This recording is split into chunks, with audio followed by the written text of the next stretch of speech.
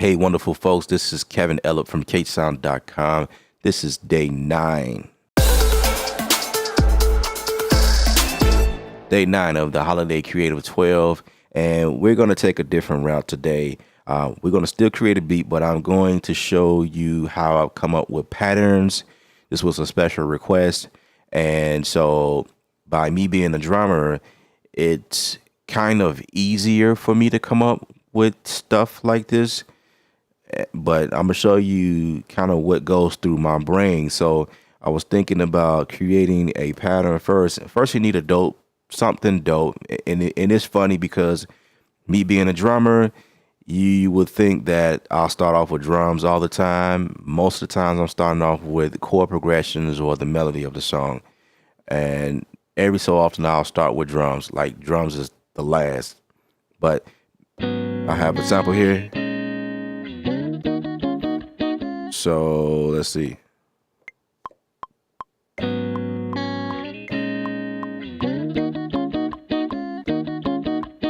So the first thing, you come up with a progression or something, a sample, whatever motivates you, and then you go after a dope kit.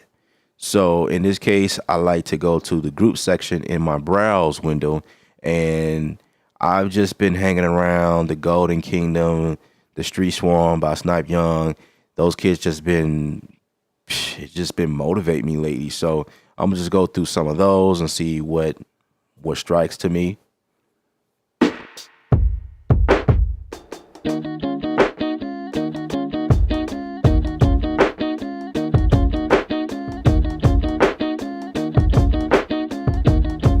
I could take it boom bap style.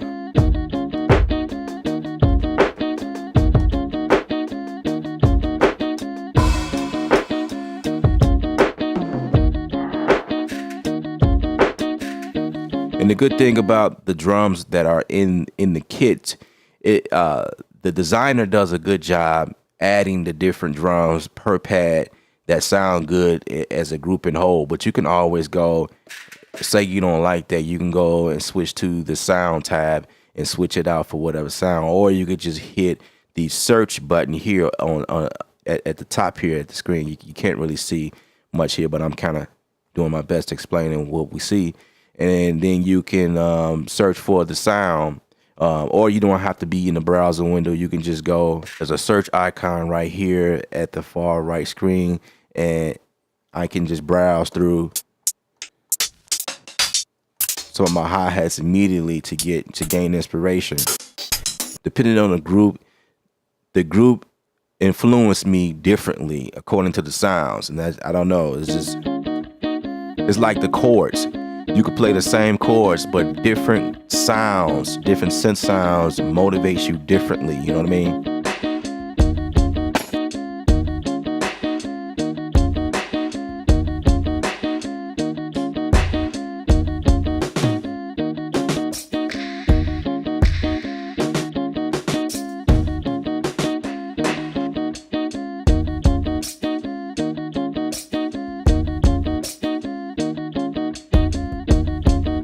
You know what I'm saying? It's a different type of motivation depending on the kit.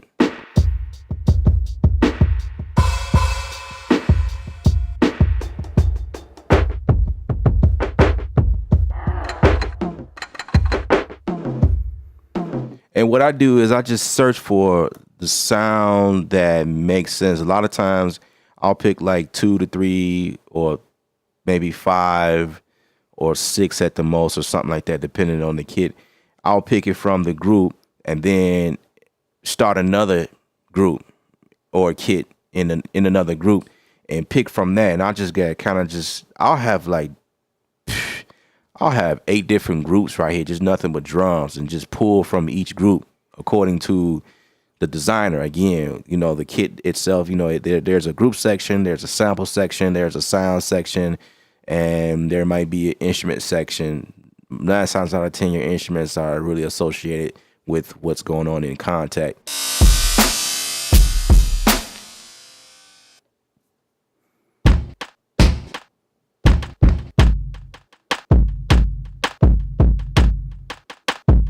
All right, so let's just start something for the sake of the video.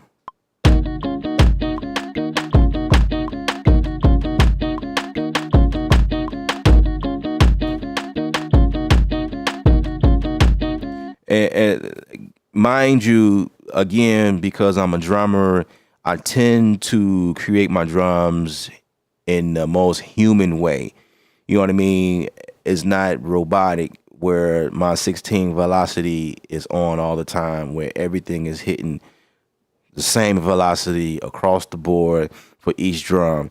If I'm creating style, if I'm creating trap style music, I will use that, but especially vintage stuff, more analog sounding drums, acoustic, I tend to I'll do, especially with hi-hats, like say for instance, let's go to another group, like something like that. That's more so like your vintage old school sounding hi-hat. I would do stuff like shift fixed velocity, which will, they split it across 16 pads, and I'll do stuff like, you guys see me do it before in my videos. Something like that.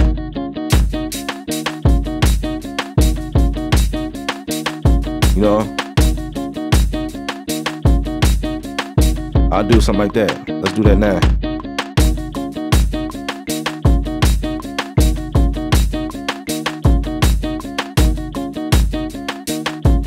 And I feel like that's a little bit too bright for me, so we're gonna put a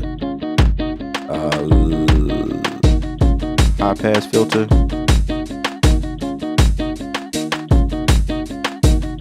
Actually,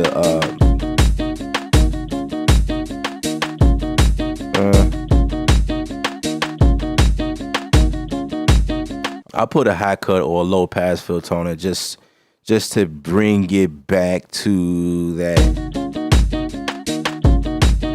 And then I'll turn it down.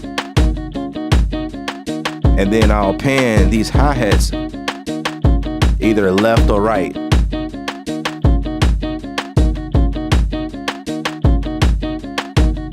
Let's get out of there.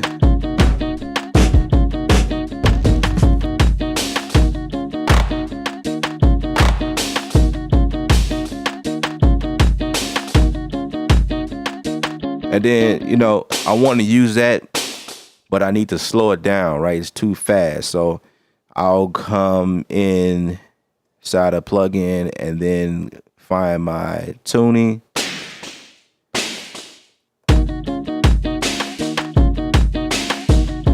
I'm not too much bothered about the pitch. It sounds pretty cool, pitched down, actually.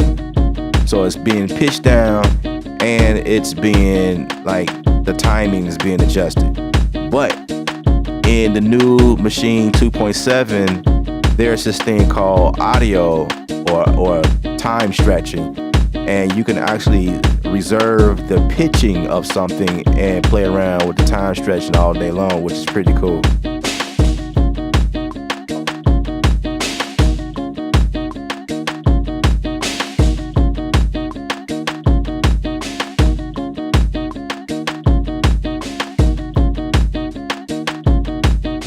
Again, let's pan that.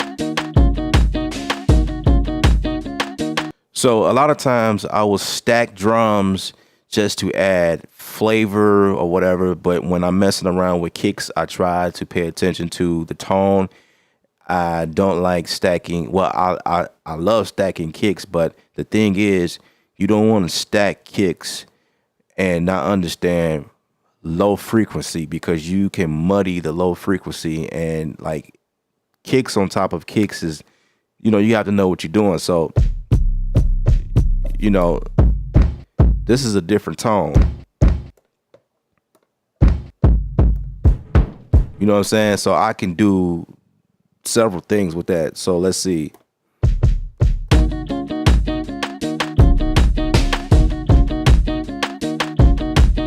So I'll bring the volume down sometimes.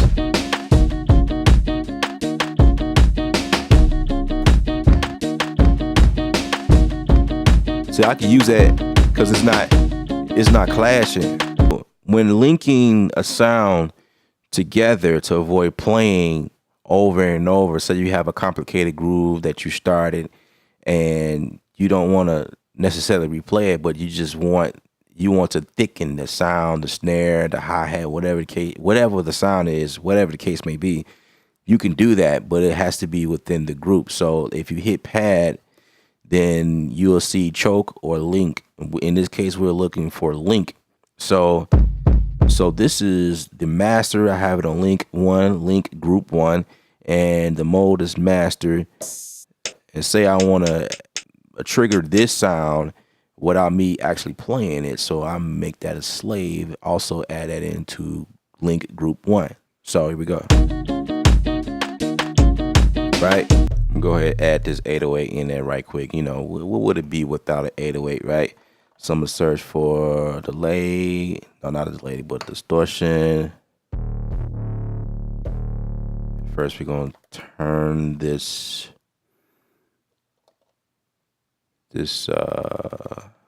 voice settings to legato, so it won't overlap.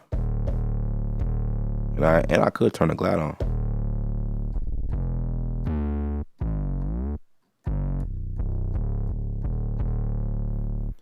All right, let's go back over to the distortion.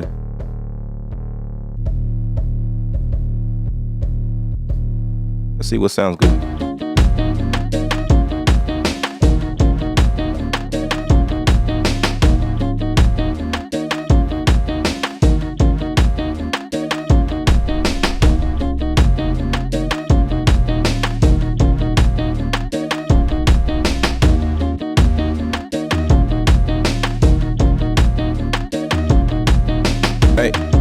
And the goal is so that nothing clashes. That's the thing, that's the key. If your bass is too boomy, you might want to add a low cut filter in there somewhere and kind of like help it out, you know what I mean? I'm Kevin Ella from ksound.com. Remember, music is art, you're the artist, paint your picture.